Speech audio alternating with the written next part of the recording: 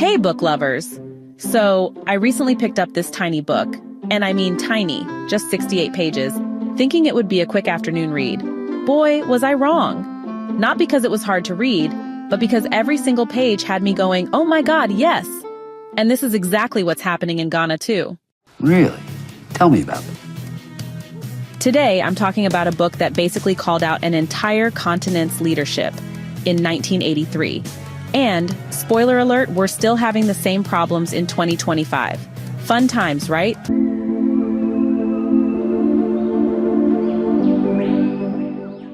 So picture this. It's 1983.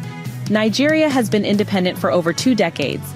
Oil money is flowing, and everyone's expecting this giant of Africa to be, well, giant. Instead, what do you get? Chaos. Complete and utter chaos. Now, most people would write a 500-page academic thesis about this, drowning you in footnotes and fancy theories. But not Achebe. This man said, you know what?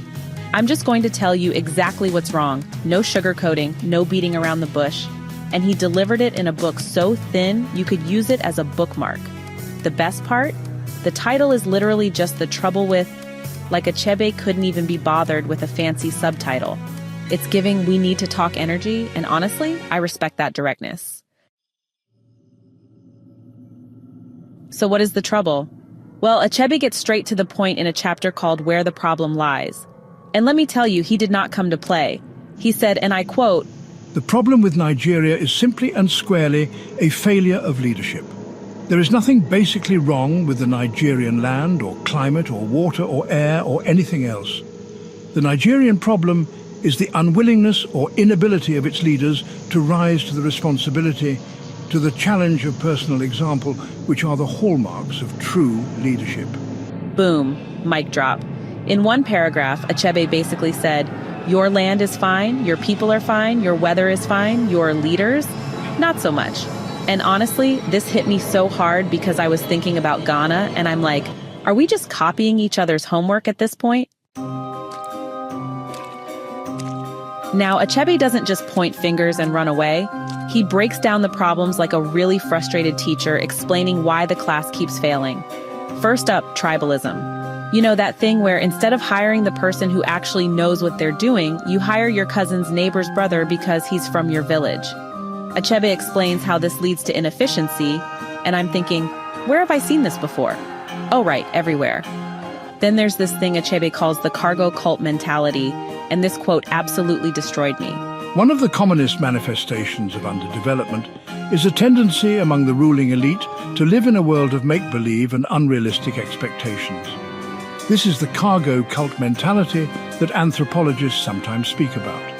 A belief by backward people that someday, without any exertion whatsoever on their own part, a fairy ship will dock in their harbour laden with every goodie they have always dreamed of possessing. A fairy ship. Achebe said our leaders are waiting for a fairy ship. I can't even... The accuracy is both hilarious and deeply concerning.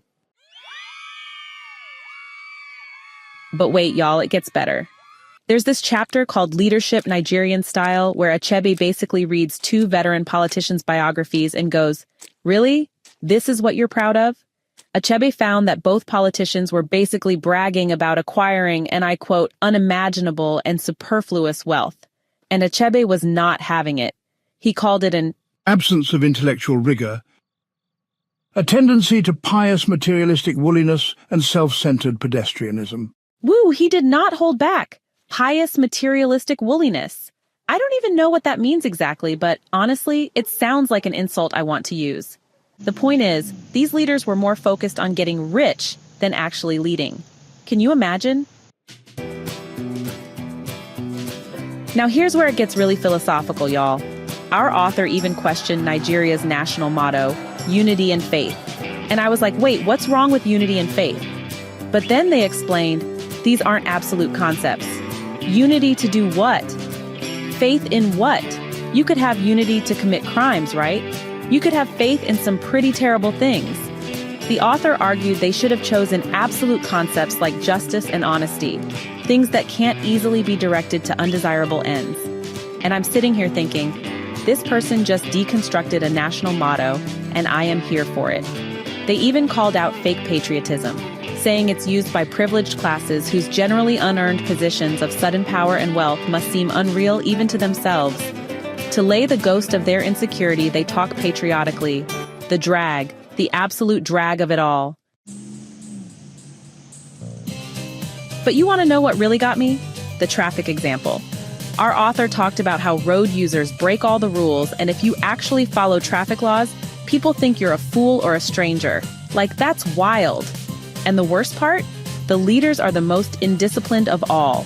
They think they're above the law, moving when the traffic light is red, daring any police officer to arrest them. The author said they behave like the animals in that Orwellian novel. That's an Animal Farm reference for those keeping track. By breaking the rules themselves, leaders basically give everyone permission to do the same. It's like having a teacher who cheats on tests and then wondering why students think cheating is okay. For real, it's just a mess. Now the chapter on corruption. This is honestly where our author really lost their patience. They went all in, sharing graphic details about money being stolen through inflated contracts, ghost workers, plain old theft, you name it. And when the then president Shehu Shagari had the audacity to say that corruption in Nigeria hadn't reached, quote, alarming proportions, our author responded with what might be the most savage book quote I've ever read. My frank and honest opinion is that anybody who can say that corruption in Nigeria has not yet become alarming is either a fool, a crook, or else does not live in this country. Either a fool, a crook, or doesn't live here. The author really said, pick your poison, Mr. President. I mean, wow, I cannot with this level of directness.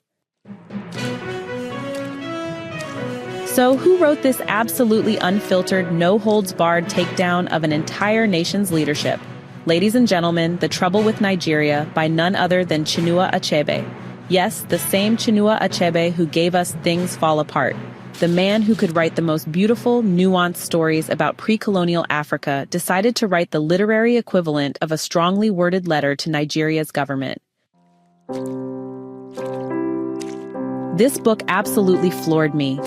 In just 68 pages, Achebe managed to diagnose problems that are still plaguing not just Nigeria, but most of Africa today. I literally wrote an article about Ghana's problems back in 2009 without having read this book. And I was just shocked at the overlapping causes. What's both brilliant and heartbreaking about this book is how relevant it remains. Achebe wrote this in 1983, and we're still dealing with the same leadership failures, the same corruption, the same indiscipline. It really makes you wonder, are we cursed to repeat these patterns forever? But here's what I love about Achebe's approach. He doesn't just complain. He's calling for a complete behavioral change. Less talk, more work. Less fantastical imagination, more realistic action. He's basically saying, stop waiting for that ferry ship and build your own boat. Chinua Achebe wasn't just a novelist, he was a truth teller. And sometimes, the truth hurts. But as this book shows, sometimes the truth is exactly what we need to hear, even if, or especially if, we've been avoiding it for decades. This is definitely a book worth reading if you want to understand not just Nigeria's challenges, but the broader African condition. Fair warning, though, you might find yourself nodding along uncomfortably often. So that's The Trouble with Nigeria by Chinua Achebe. Have you read it? Do you think his analysis still holds true today? Let me know in the comments below. I would really love to hear your thoughts. If you enjoyed this review, don't forget to like and subscribe for more honest book reviews. And if you know any other books that call out leadership this directly, please recommend them. I clearly have a type. Until next time, keep reading, keep questioning, and maybe, just maybe, we can all stop waiting for that ferry ship to arrive. See you in the next one. Hey, thanks so much for hanging out with me today. If you're interested in diving deeper into this book, I've left some links down in the description. You can use it to grab yourself a copy and keep the adventure going. And if you're in the mood for more great reads, don't go just yet. Click on one of the videos popping up right now that I think you'll love. And don't forget to give this review a like, leave a comment, or even subscribe if you'd like to see more. Every bit of support helps us grow this little community of book lovers. See you in the next one.